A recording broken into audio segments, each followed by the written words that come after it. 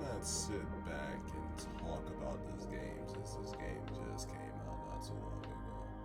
And I may notice, like, if I were to look, I did have a gameplay of this game, but I didn't really post anymore because it didn't do good at all. So, yeah, my thoughts on Life is Strange double exposure. You know, it was a really good game.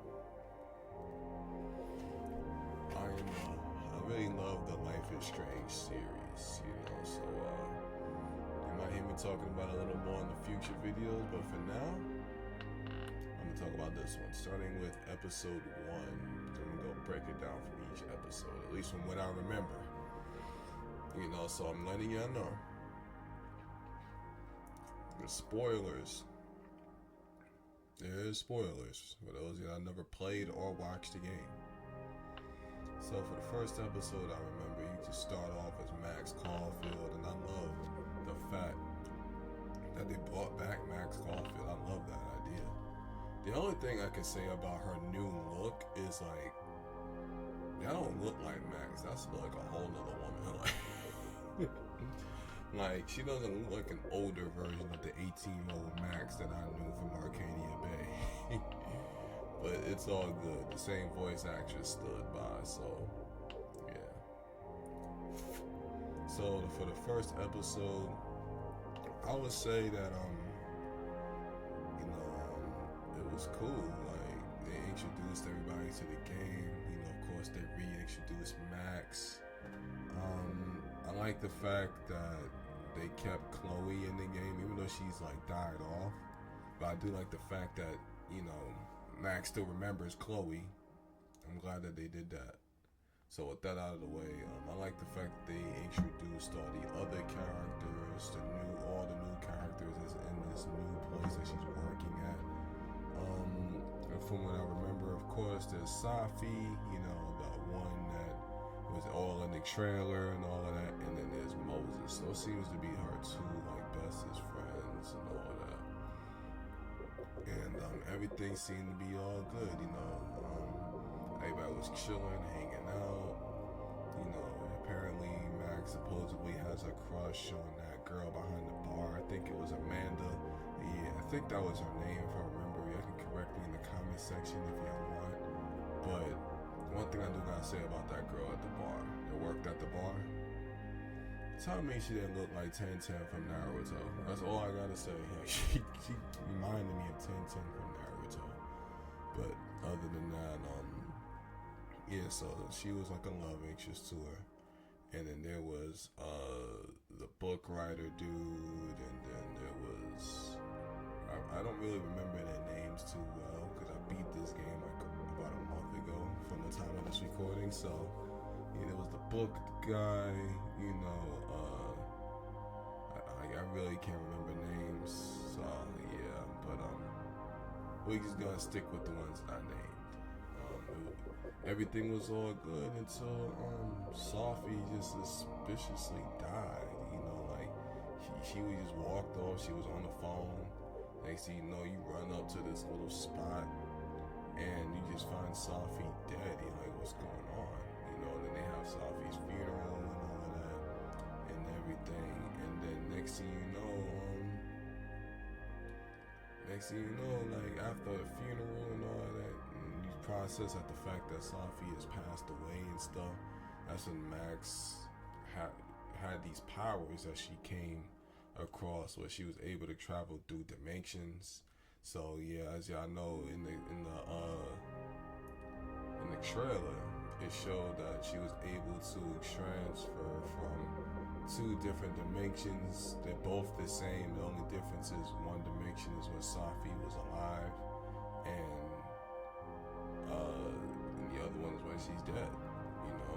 And there was like certain points where you can travel back between, like there's certain points in the maps where you can just travel between like this little, it's like a chakra point. You go near it and you just expand it and it's like a portal. There we go, even better. Bugging. What am I talking about? Some chakra points. But yeah, so that was like how the game started off. And then in the second episode, you know, she gets used to her powers and she goes back and forth between the two timelines. And then she was basically being nosy, cause I remember somebody didn't somebody like vandalize Safi's car in the world where Safi is alive, you know, and she was just poking around, being all nosy, you know, poking around in Gwen's office and all of that. Like, yeah, that was the only thing about Max. She was mad nosy. Like, she kept sticking her nose in she kept sticking her nose in other people's business. You know, but hey, that's what made the game interesting. Her being nosy, her playing as a nosy bitch. You know, and then I remember further on. I'm not gonna go down to each episode. I'm just gonna go to the points from what I remember. I remember as you start to figure out what's going on and everything. Next thing you know, you got people poking around at you. You got the cop guy, you know, investigating Moses and all that. I remember that. You had to save him from traveling between the two timelines and all that. You know, because they suspected Moses of having something to do with Safi's death or something. Because he had Safi's camera and all that. I remember that. And then I remember, I think in the third episode, there was another Max Caulfield, I remember, snooping around Max's apartment. So you end up going, you hear somebody snooping around your apartment, and you go and look, and there's another Max, and you chasing her, you know, and I'm kind of all over the place with this, but yeah, you know, because prior to that, there was a picture that Moses and Max found of Max holding a gun at Safi's camera while she took the picture, so it looked like Max was the killer. Moses is like, no, I don't trust you, and you gotta prove your trust to him, and all of that. And I ended up doing that. I don't know if there's a route where you can go when you fail to prove his trust, but I proved my trust to him, and it went smooth from there. And then that's when this other Max comes. You know, sorry for being all over the place. I'm just turned on the camera and started talking. But yeah, you over here vibing. You hear somebody breaking in your crib, and you find them. It's another Max. You over here chasing her.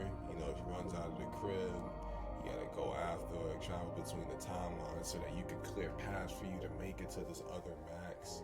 And then by the time you get up to him and you confront them, this other Max Caulfield, it turns out that it was Safi in the alive world, and Safi in that world was able to shapeshift into anybody that she wanted.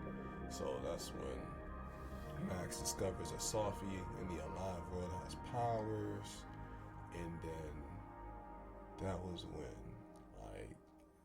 what you would call it, Safi and Max sit down and talk. They talk about each of their powers. They talk about all their experiences with each of their powers and all that. That's when Max exposes to Safi that there's another timeline where she's dead and all that. That is a crazy conversation. Safi shows Max that she's able to turn into literally anybody, shapeshift into them in their clothes, and even match their voice. That was crazy. And then next thing you know, some wild stuff happens, you know, where the time thing, the storm was coming back and all of that from Arcadia Bay because of what Safi was doing, and Max is over here like, yo, you can't keep using your powers and making these decisions because the storm will come and all that. She's already been through this before. And the next thing you know, a freaking time thing happened, and you're over here in this other world where you're just like, yo, what's going on? Everybody is spread all over the place. They are hypnotized and stuff. You gotta take a picture of them and then take the little demon thing out of them, and then they turn back to normal.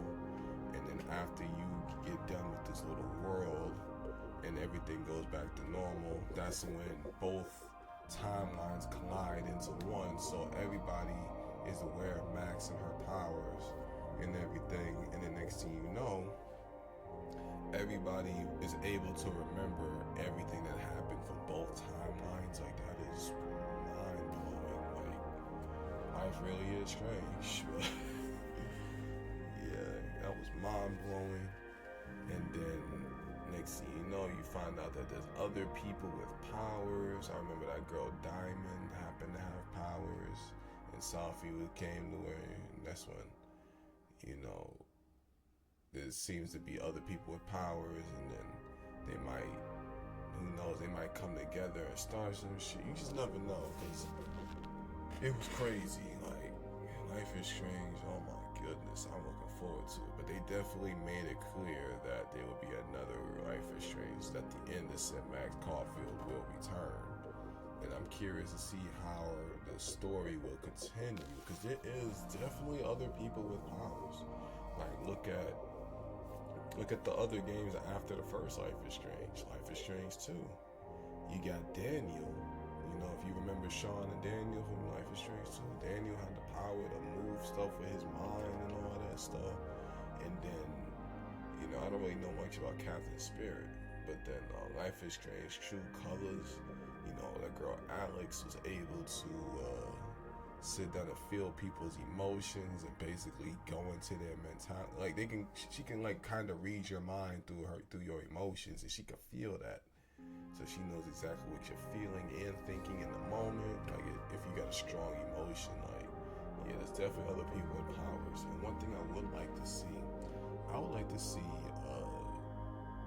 Max, Sean, and Daniel, and Alex all in one game.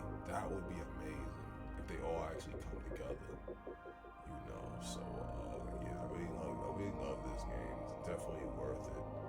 What do y'all thoughts? Y'all can put it in the comment section if y'all like. Make sure y'all like, share, and subscribe.